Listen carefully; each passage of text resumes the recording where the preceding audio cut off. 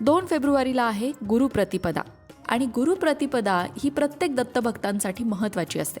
या दिवशी दत्तगुरूंचं पूजन, नामस्मरण, मंत्रजप करणं शुभ मानलं जातं.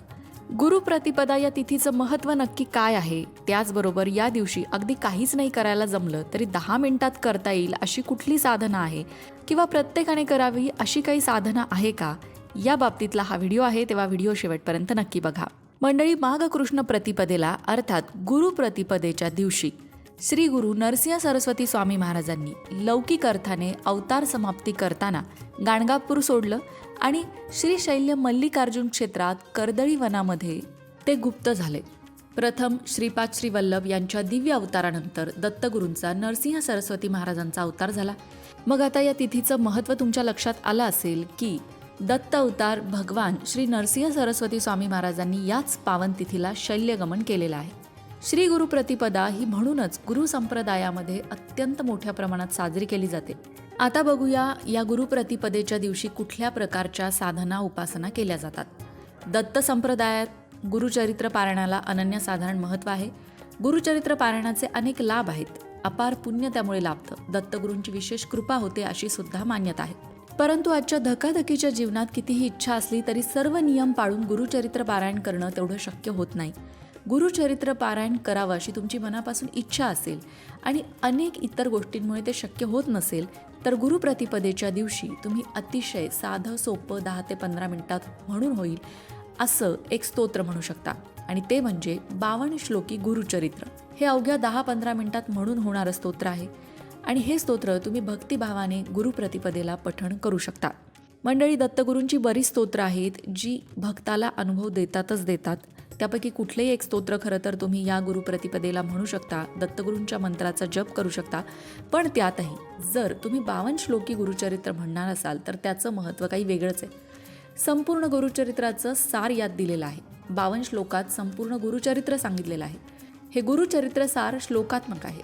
परम दत्तभक्तांनी त्याचं नित्य पठण करावं, किमान गुरुवारी किंवा पौर्णिमेला तरी करावंच. 52 श्लोकी गुरुचरित्राच्या पठनाने काय होतं? जीवनात येणाऱ्या समस्या सोसण्याचं बळ मिळतं, समस्यांची तीव्रता कमी होते, कल्याण होतं, दत्तगुरूंचे आशीर्वाद मिळतात.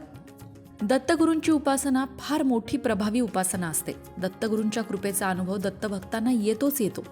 तुमच्यापैकी किती जणांनी दत्तकृपेचा अनुभव घेतलाय, काय अनुभव आलाय ते कमेंट बॉक्समध्ये नक्की लिहा, म्हणजे इतरांना सुद्धा त्यांची भक्ती करायला त्यातून प्रेरणा मिळेल.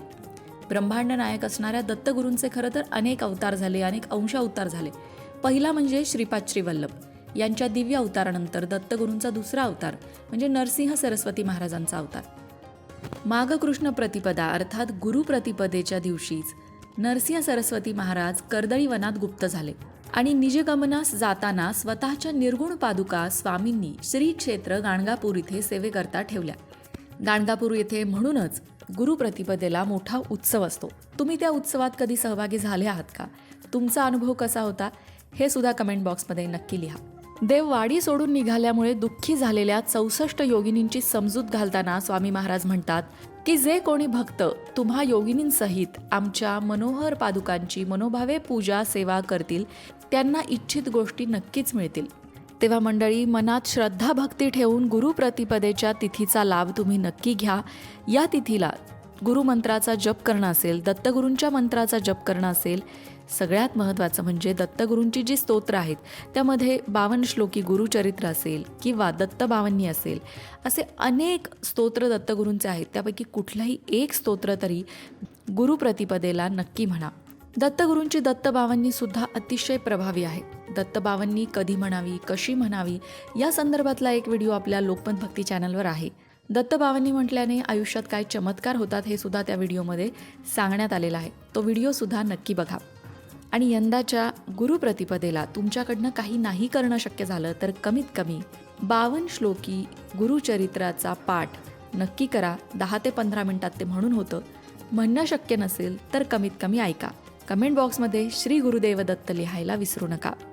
अशाच प्रकारच्या माहितीपूर्ण व्हिडिओंसाठी लोकमत भक्ती चॅनलला सबस्क्राईब करा आणि बेल आयकॉनवर सुद्धा क्लिक करा, म्हणजे आमच्या नवनवीन व्हिडिओचं नोटिफिकेशन तुम्हाला मिळत राहील. तसंच योग्य आध्यात्मिक मार्गदर्शनासाठी लोकमत भक्तीच्या फेसबुक पेजला फॉलो करायला विसरू नका.